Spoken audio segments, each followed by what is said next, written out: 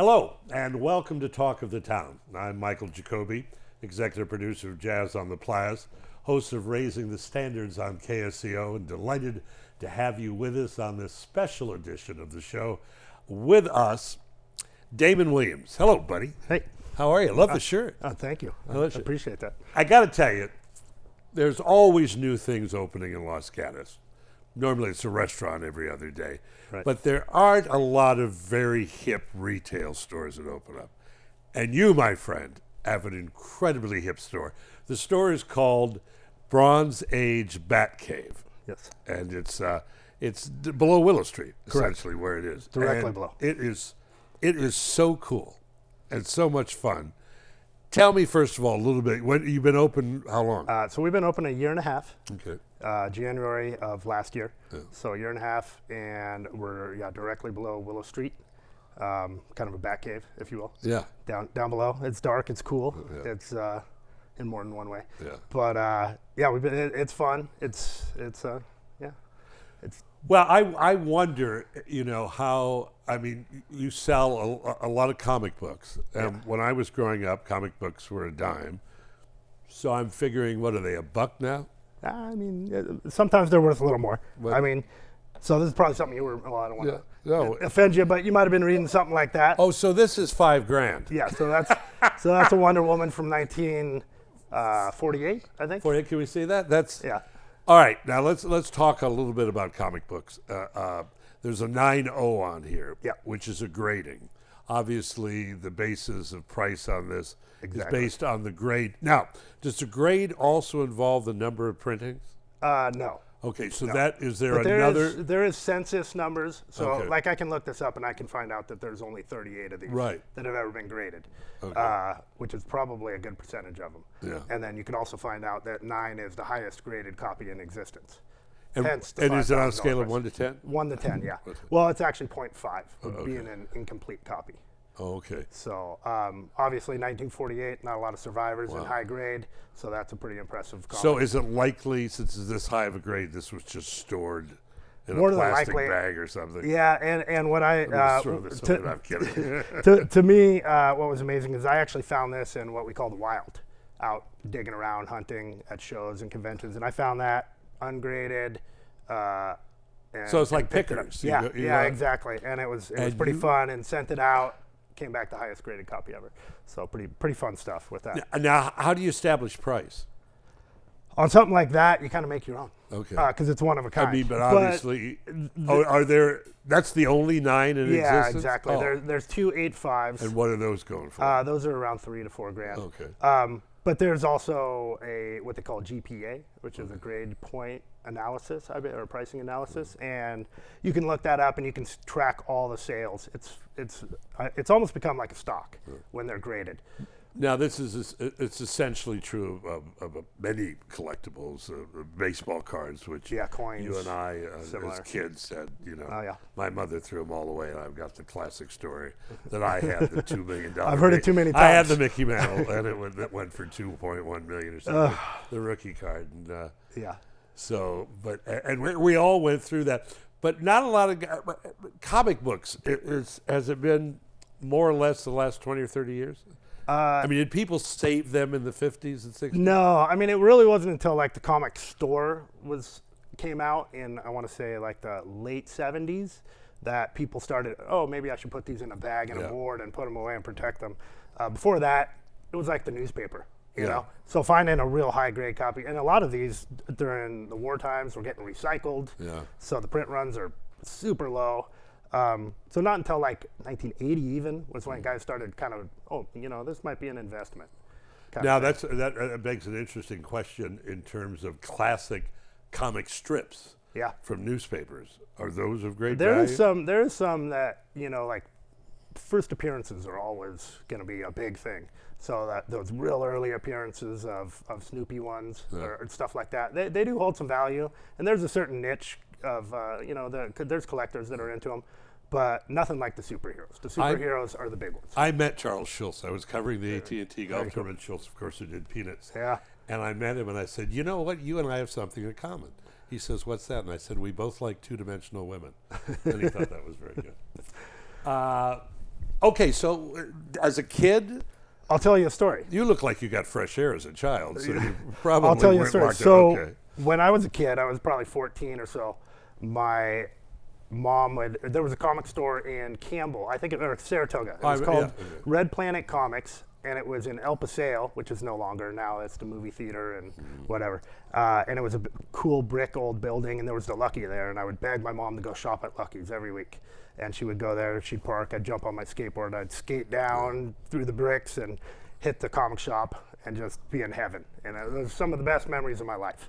You know, being at the comic shop, looking at stuff, oh my God, $20. I'm like, I got to save for 4 weeks to get that. Right. So I But still got you a were few of reading those. comics a lot. Yeah. Was it 12 and 13? Yeah. Probably more back then. Kids were reading them than they are today. Yeah. Now kids almost buy them for investment or a collect. You know, there's still guys out there and kids that are buying them to read, but with cover price of $5, Yeah. it's tough for these kids. You know, I had $2, I could buy, I don't know, what, 10 comics at it, you know, or something. Stan Lee changed the world, right? Yeah. And talking for the folks that don't know who Stan Lee is, talk a little bit Yeah, about it. I definitely changed it in the sense that he made it mainstream. He brought it to the big screen. He did a lot for the industry. Stan Lee, who started Marvel. Yeah. But there's a lot of guys behind the scenes that people don't know about are Right. just as influential, that are amazing, that they should know about. Yeah. Jack Kirby, probably the greatest artist and writer throughout Marvel's history. You know, really changed everything. But yeah, Stan Lee made it to what it is today with the movies. You got the Guardians of the Galaxy, you got, you know, all the Avengers movies. It's become such a big thing. And Marvel opened it up for DC, so you know it's like one franchise follows another. Yeah.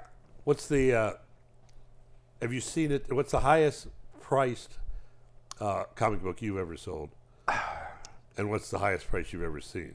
Well, I mean, so there's some big auction houses, and just recently a Batman one just sold for, I want to say 2.1 million. Really? And that's not even his first appearance. It's you know, his first appearance was in Detective Comics. So that one, God only knows. Yeah, they just don't sell very often anymore.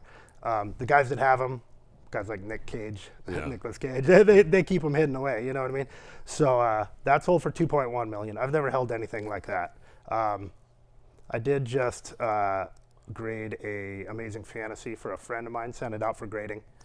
And it's about $170,000 book, and that's the first appearance of Spider-Man.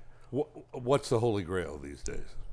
I mean, is there a rumor of something that exists? Well, yeah, the Holy Grail it has been for a while and probably will remain Action Comics 1. First appearance of Superman. Okay. It's they consider it the first superhero comic, and what really started. Was 30s? 38. 38. Yeah, and then shortly after, Batman followed with Detective, and but in today's world, the guys really like the Amazing Fantasy 15 for Spider-Man. Yeah. Because he's become this huge character.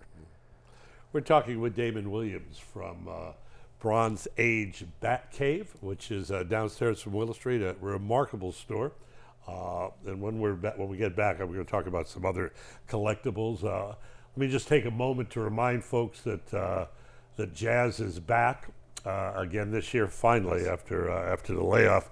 And we are excited that we've got 8 shows coming up, and by the time you see this, as it reruns, just count on us that we'll be around for the summer. So Jazz on the Plas is indeed back, so masks off and smiles on. It's time to enjoy some jazz again. Pete Seeger once famously asked, "Where have all the flowers gone?" This time of year in our little town, one can't help but wonder, where have all the summers gone?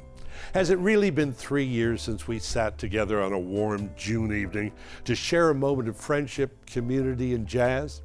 It has, and for many of us it seems like a very long time. Jazz on the Plas returns this year with a nod to an American icon, Dave Brubeck, an innovator, an activist, a teacher, and a force in jazz like few others. What he brought to the table literally changed the genre and supplied a new rhythm to all of our lives. His quartet's recording of his friend Paul Desmond's Take 5 became the best-selling jazz single of all time. This season, we welcome his children in the form of the group the Brubeck Brothers, along with a stellar lineup featuring both familiar and new names, all renowned artists, all at the very top of their games. I really don't know what seems longer, the 17 summers we were together, or the past 2 which we've been apart. Yet thankfully, it's once again time to celebrate that which is uniquely an American art form. So masks off and smiles on. Jazz is back. And we're back. Jacobi with you on Talk of the Town, today with Damon Williams from Bronze Age, the Bat Cave. As we said, downstairs from Willow Street and upstairs from anything else in town, because it is as hip and as cool as the other side of the pillow. It's fun, with the movies just taking it to a whole nother level. There's a lot of fun stuff in the comic world.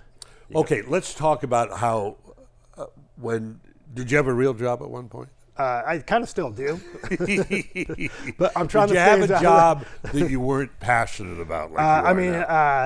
I'm actually still an electrical contractor. Oh, okay. So I do still do that, but I've kind of downsized, and I'm hoping that maybe this can take over because it's way more fun. Well, after this, and crawling around in attics on days like today is not very fun. No. So. This has a lot more potential for longevity for my body. So you're working as an electrical contractor, and you say I gotta do something else, and I love comic books. Yeah, it wasn't that simple. But yeah, was it an epiphany though? No, I've been collecting for so long. I'll tell you the truth. I've been collecting so long, and there's so many books that I really wanted. And I'm like, I'm never going to be able to afford that Batman from 1950 that I really want. Yeah. So I got to start buying and selling. So I started buying and selling kind of to feed my own addiction. Right. And after a certain amount of time selling on eBay, doing conventions, and even as a kid, I always wanted a store. So I was like, you know what? I think it's time. Now, and we talked about this. Needless to say, it's a bit daunting to get foot traffic in town. It's a little more tricky. Daunting to get foot traffic that you have to go downstairs. Yeah, I've had many people come in and be like, man, we didn't know you were down here. Yeah. We were looking around forever. Yeah. So again, we're downstairs, so follow the signs. They point you down there. Yeah. But the foot traffic's picking up. We got a banner at the high school on the football field, gave them some money to support them and get our name out. Yeah, and you guys are involved with Jazz this year. Thank you publicly, so that's great. Thank you. Yeah, we try to do a bunch of stuff to get in the community. Apart, and that will come, the foot traffic. But apart from that, you guys you do a lot of internet business. Yeah, so the majority of our business is really Instagram. Okay. We do Instagram live sales. We kind of linked up with Whatnot. Now, I was going to say for folks aren't familiar. But probably I'm most not people, familiar with it, so tell me. How does that work? So we basically go up on a live recording with our camera. Okay. One guy's recording. And like it's a podcast. Yeah, it's just like a live auction almost. But we put stuff up. Hey, this is $500. This is $200. This is $10. Yeah. And guys can claim it right there live, and then we ship it out. So we've got buyers from Australia, Canada, throughout the U.S., and it can get pretty crazy at certain points. Like it gets going. There's going on, selling. So it's a big revenue for us. Apart from comic books, you have some really cool things here. Yeah, we do a bunch of Show stuff. me, just point out what you have. So, we do a bit of statues, which are fun. They're really cool. These are just some of my favorite characters. Yeah, we love Batman, Moon Knight. We've got the Funko Pop. That's the Jackie Robinson. That's a little Jackie Robinson Funko Pop. We started getting into more baseball stuff because I'm kind of involved in the baseball little league here. Okay. So we get kids coming in. So we're doing baseball cards. Yeah, we did start doing some packs of vintage cards and even new stuff, new packs. A little bit of cards, Pokemon cards. We do the Funko Pops, which we got all different kinds.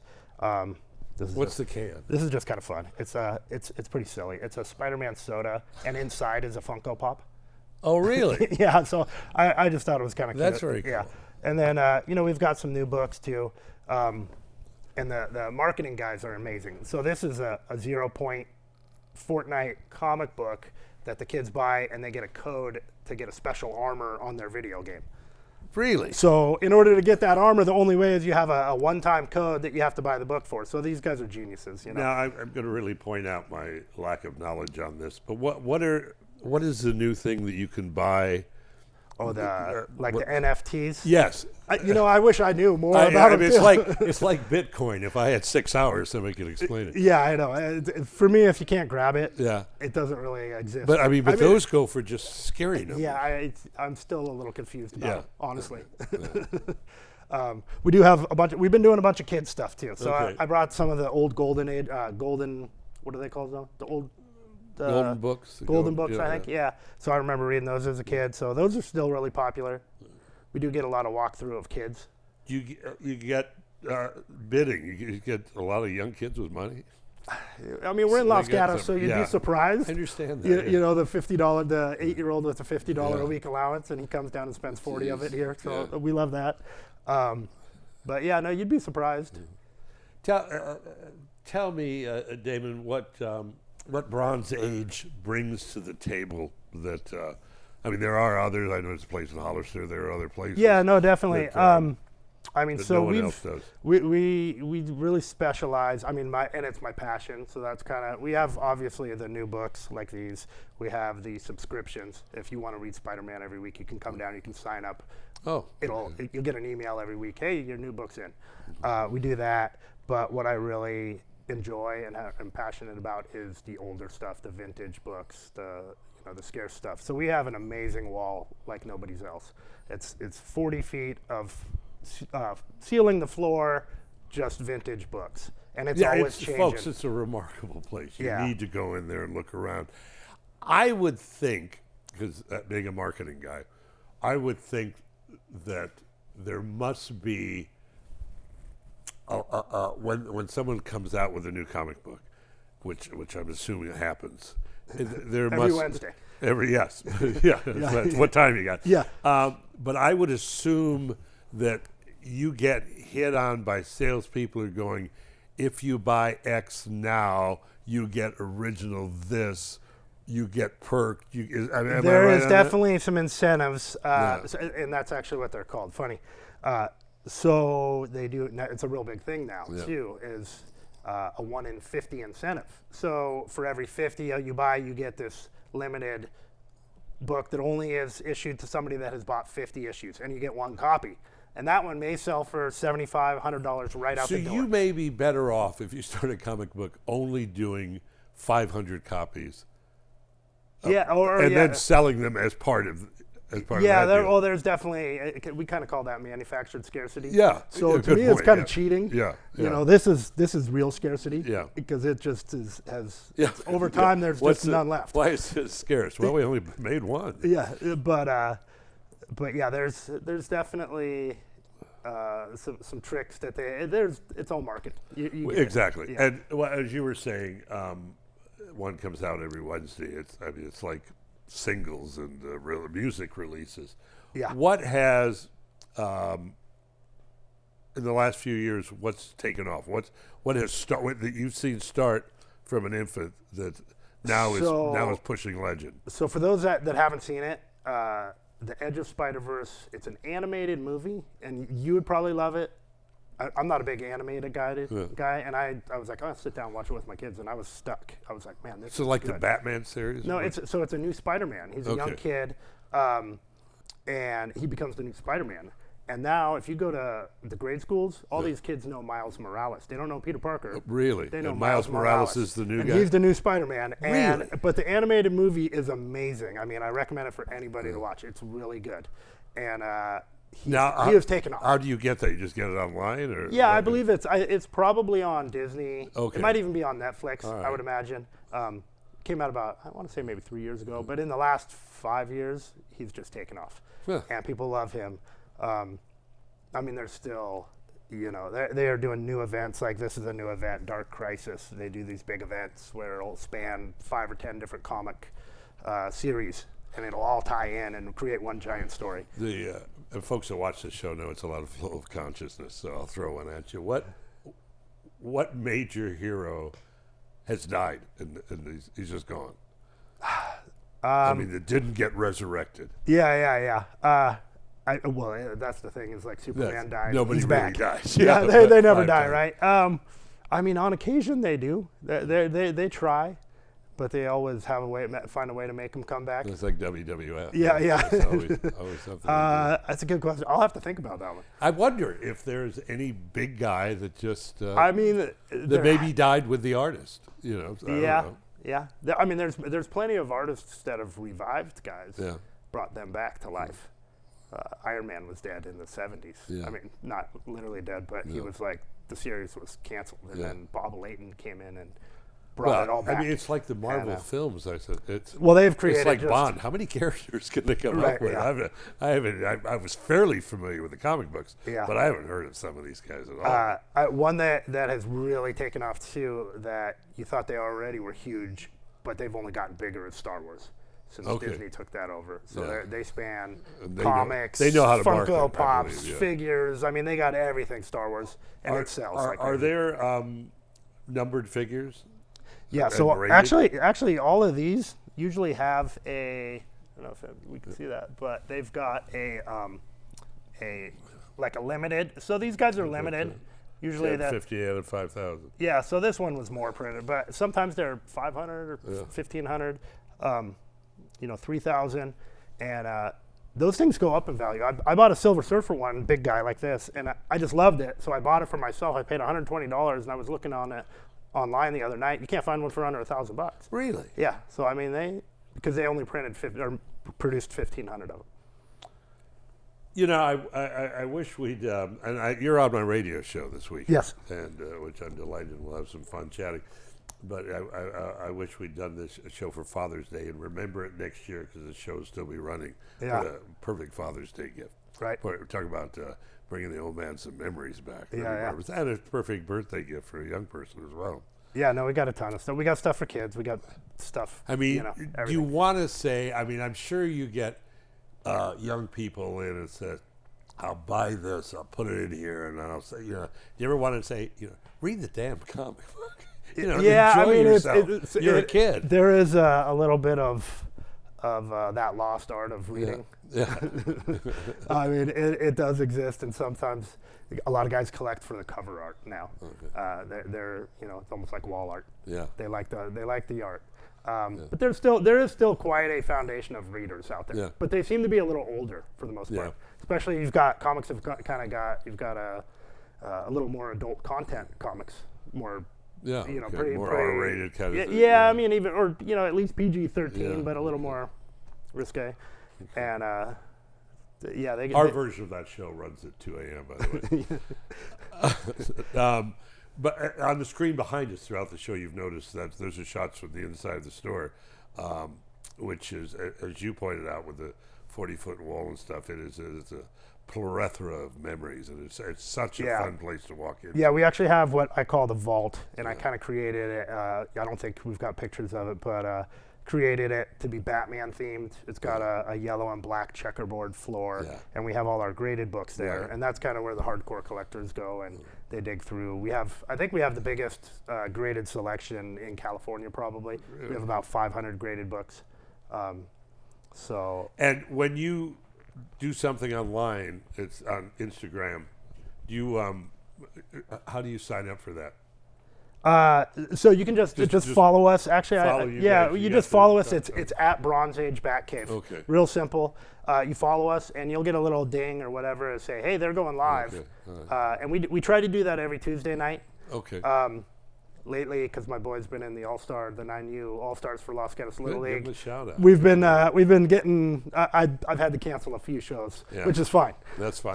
Especially we were going to have one tomorrow, but we've got a championship game. You need a left-handed reliever in the pros. Well, yeah. David, it's sure good to see you. Oh, you too. It's always a pleasure. Enjoyed it, and folks, I got to tell you, is I spend a lot of time, obviously, since I produced the jazz series, just walking around town, and just looking in windows and chatting with people. And when I left my office and walked 50 feet and looked in your window, I was just mesmerized, and it's a joy to meet you and Leslie, and just marvelous. It's called Bronze Age Batcave, and it's well worth looking into, walking into, and learning more about. That's Talk of the Town. I'm Michael Jacobi. Until next time, I'll see you soon.